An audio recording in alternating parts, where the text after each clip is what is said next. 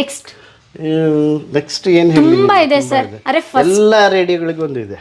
ನನಗೆ ಇವತ್ತು Valentine radio ಆಗಿರೋದ್ರಿಂದ ಒಬ್ಬರದ್ದು ಕತೆ ಹೇಳ್ತೀನಿ. ಕತೆ ಎಲ್ಲ ಇಟ್ಸ್ ಅ ಫ್ಯಾಕ್ಟ್. ಅಲ್ಲಿ ಗ್ರಂಡಿಗ್ ಎಕ್ಸ್ಪೋರ್ಟ್ ಬಾಯ್ ಅಂತಿದೆ ಅಲ್ಲ, 204 ಅಲ್ಲಿ ಅದನ್ನ ಒಬ್ರು ಕೊಟ್ಟರು ನನಗೆ.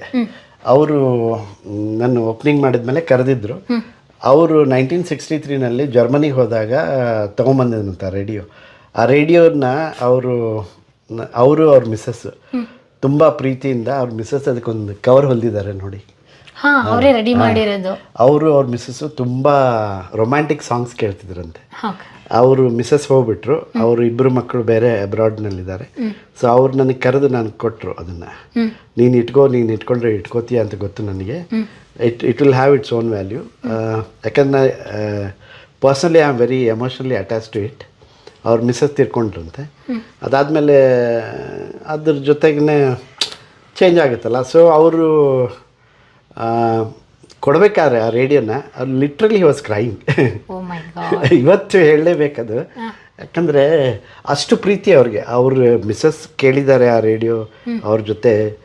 ಆಮೇಲೆ ಅವ್ರದ್ದು ರೊಮ್ಯಾಂಟಿಕ್ ಸಾಂಗ್ಸ್ ಕೇಳಿದ್ದಾರೆ. So he was so emotional ಅಲ್ಲ. ನಾನು ಹೇಳಿದೆ ಬೇಡ ಇಟ್ಕೊಳ್ಳಿ ನೀವು ಅಂತ. ಅವರು ಒಂದೇ ಮಾತು ಹೇಳಿದ್ರು, ಇವತ್ತು ನಾನು ಟಚ್ವುಡ್ ಏನು ಆಗಲ್ಲ, ಬಟ್ ಇವತ್ತು ರಾತ್ರಿ ನಾನು ಹೋದರೆ ಅದು ಎಲ್ಲೋ ಯಾರೋ ಎತ್ಕೊಂಡು ಹೋಗ್ಬಿಡ್ತಾರೆ.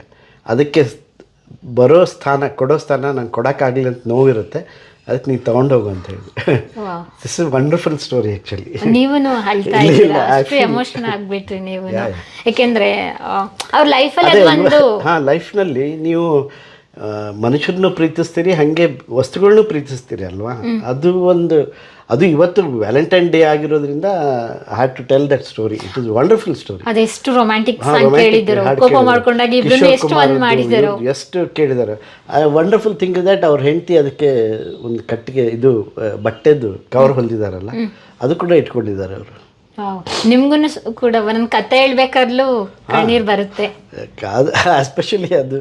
ಬಟ್ ತುಂಬ ರೇಡಿಯೋಗಳು, every radio has its own story ಇಲ್ಲಿರೋದು. ಹೇಳ್ತಾ ಹೋದರೆ ತುಂಬ ಲೇಟ್ ಆಗುತ್ತೆ ನಿಮ್ಗೂ. ಇಲ್ಲ ಸರ್, ನಾವು ಕೇಳೋದಕ್ಕೆ ಬಂದಿದ್ದೀವಿ, ನೀವು ಹೇಳಲೇಬೇಕು. ಯಾಕೆಂತ ಹೇಳಿದ್ರೆ ನಮ್ಮ ಕರ್ನಾಟಕ ಜನತೆಗೆ ರೇಡಿಯೋ ಮ್ಯೂಸಿಕ್ ಬಗ್ಗೆ ಗೊತ್ತಾಗಬೇಕು ಅಂತಲೇ ನಾವು ಇವತ್ತು ಬಂದಿರೋದು. ಕರ್ನಾಟಕದಲ್ಲಿ ನನಗೆ ಯಾರ್ದೋ ಒಂದು ಮನೇಲಿ ಒಂದು ರೇಡಿಯೋ ಇರುತ್ತೆ, ಅವ್ರ ಅಜ್ಜಂದೋ ಅಪ್ಪಂದೋ, ಪಾಪ ಅವ್ರಿಗೆ ಗೊತ್ತಿರಲ್ಲ ಎಲ್ಲಿ ಮಾಡಿಸ್ಕೋಬೇಕು ಏನು ಮಾಡಬೇಕಂತ. ಅಂಥವ್ರಿಗೆ ತಲುಪಿದರೆ ಅದು ನಾನು ಅವ್ರಿಗೆ ಮಾಡಿಕೊಡ್ತೇನೆ. ಸ್ವಲ್ಪ ಕಾಸಾಗುತ್ತೆ, ಮಾಡಿಕೊಡ್ತೇನೆ. But at least they will go back to those moments. ನಾನು ಅಪ್ಪನ ಜೊತೆ ಕೇಳಿದ್ದೆ, ನಮ್ಮ ತಂದೆ ಜೊತೆ ಕ್ರಿಕೆಟ್ ಕಾಮೆಂಟ್ರಿ ಕೇಳಿದ್ದೆ. ಆ ಥರ ಎಲ್ಲ ನೆನಪುಗಳಿರುತ್ತೆ. ಅದೆಲ್ಲ ಹೊರಗೆ ಬರುತ್ತೆ ಅಂತ.